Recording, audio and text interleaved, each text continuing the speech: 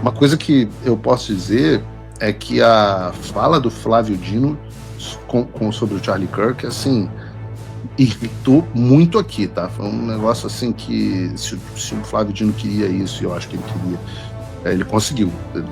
E eu agradeço a ele, deixo a ele aqui o meu agradecimento, Flávio Dino, por ter sempre que alguém acirra os ânimos, ajuda o meu trabalho.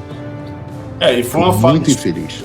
E foi uma fala estúpida, porque ele disse que, na verdade, os meios... Está no ar o Márcio Talks, o canal de cortes mais visto do YouTube. Eu sou o Márcio Andrade e no vídeo de hoje você vai ver mais um conteúdo sensacional.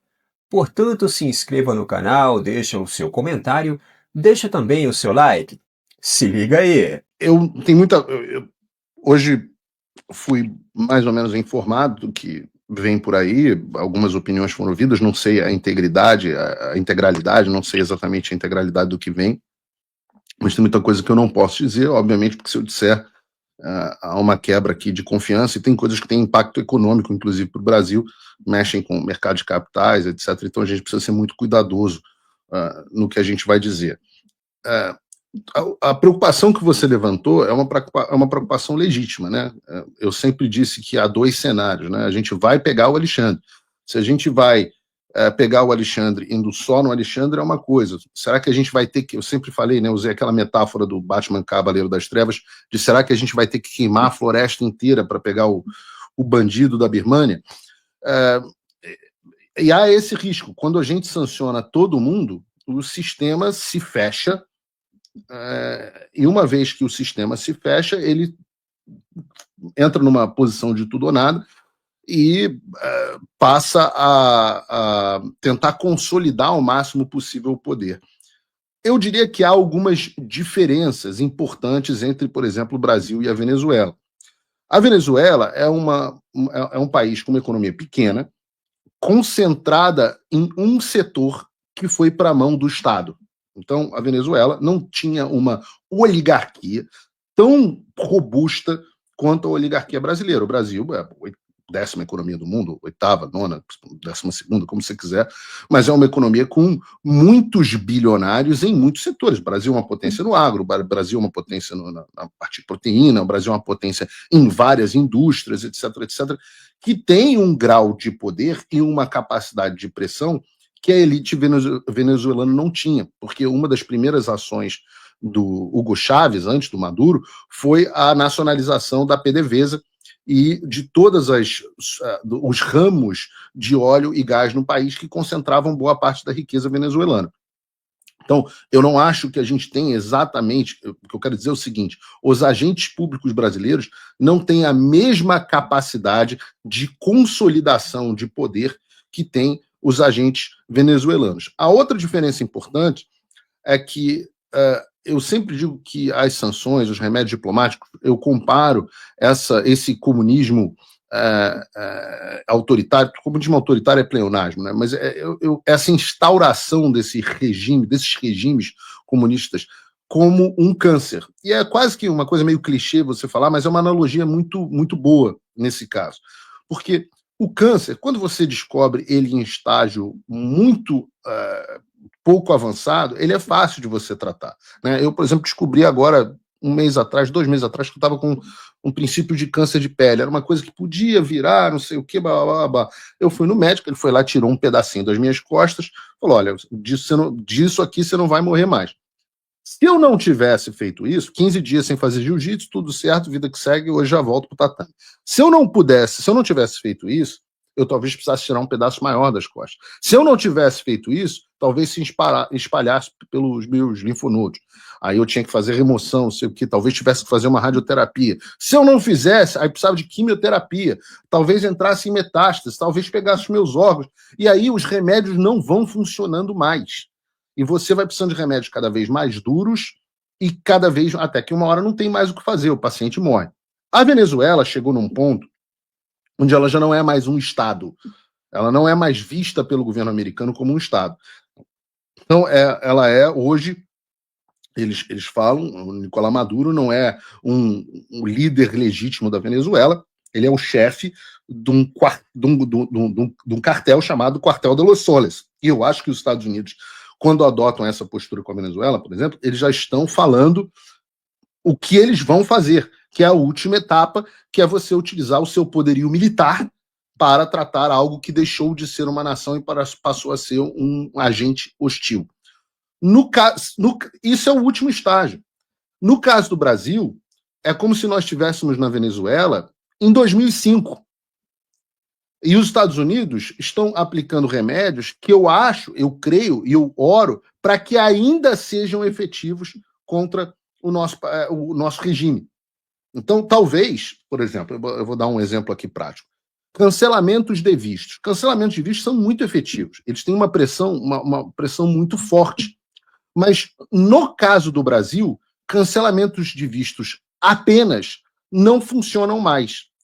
Talvez, se nós tivéssemos tido cancelamentos de vistos como instrumento de pressão internacional 2 ou 3 anos atrás, talvez nós não tivéssemos chegado nesse estado.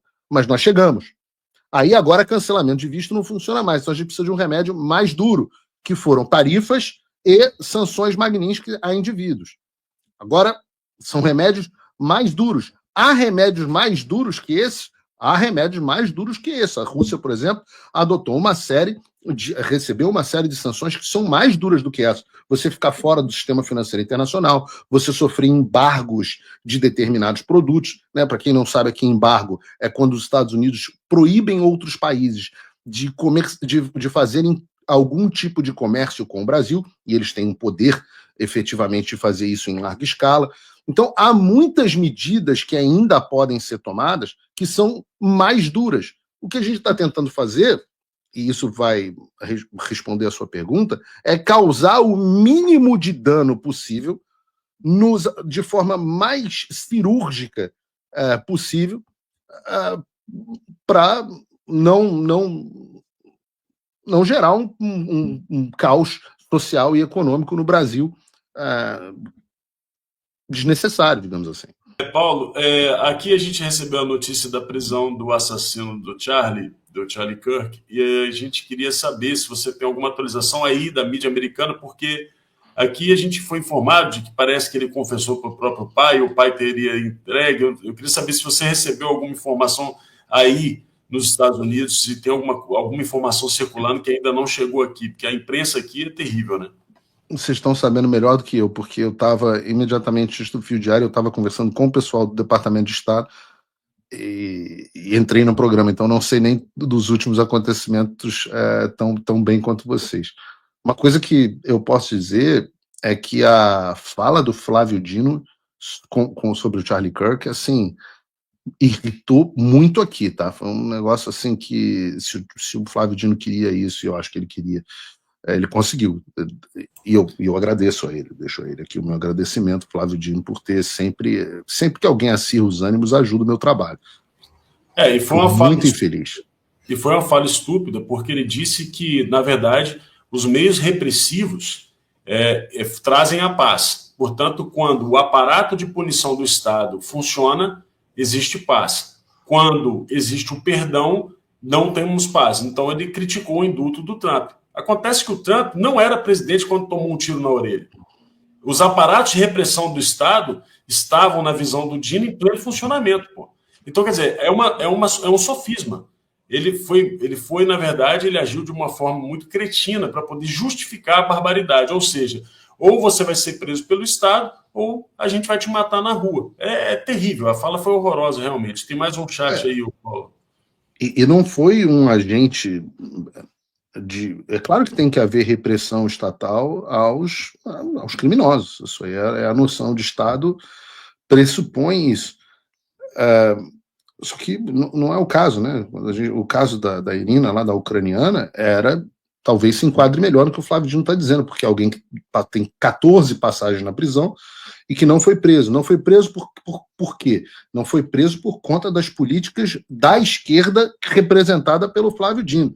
Né? Esse atirador, a gente não tem informações, mas eu acho bem difícil que ele seja um J6er, né? Que é como chamam aquelas pessoas que participaram do 6 de janeiro e que foram presas e perdoadas pelo Donald Trump. Então é um negócio que, obviamente, não tem nem pé nem cabeça. Né? O aparato estatal responsabilizando as pessoas que de fato cometeram o crime, é importante, accountability, a ideia do que o crime não compensa.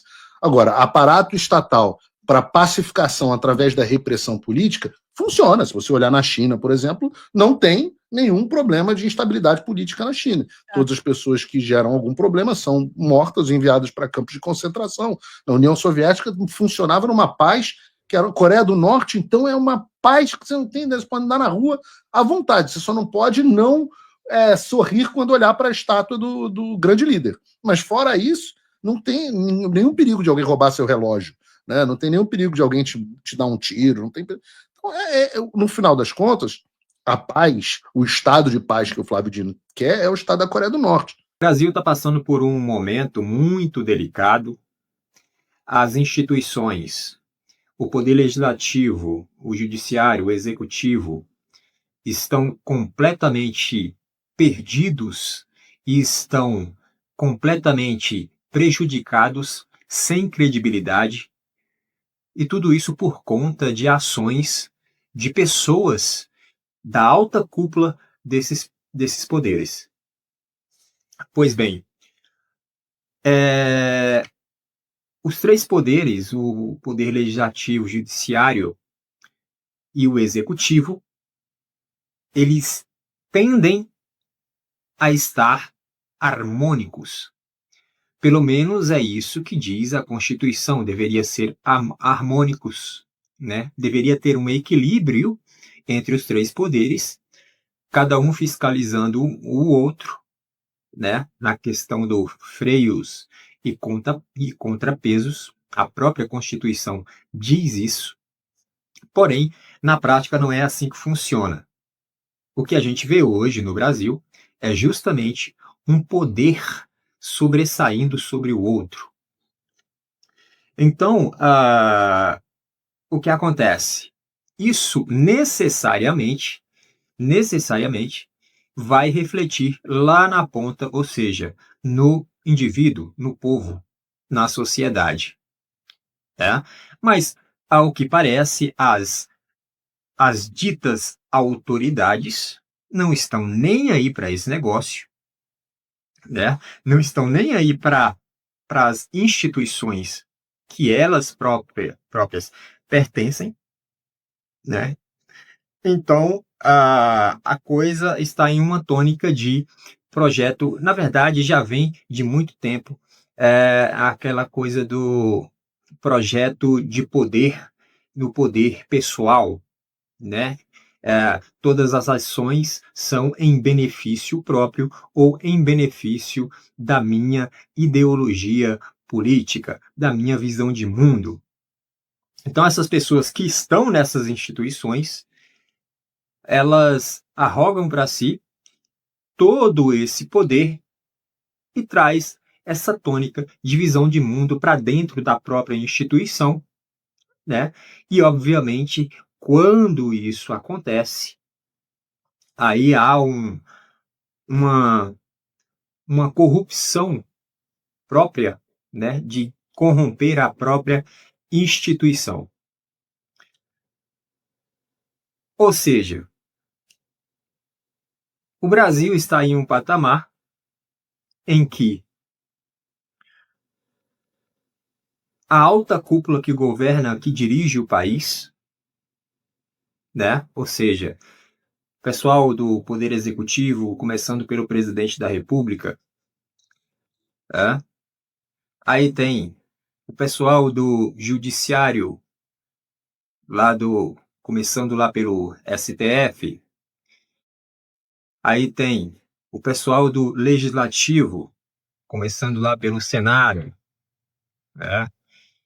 tem o pessoal lá da Câmara, são os deputados e tudo mais, no Senado e senadores. E ao que parece, a coisa está se enveredando aí para algo muito grande aí, de penalização em relação aos Estados Unidos para com o Brasil.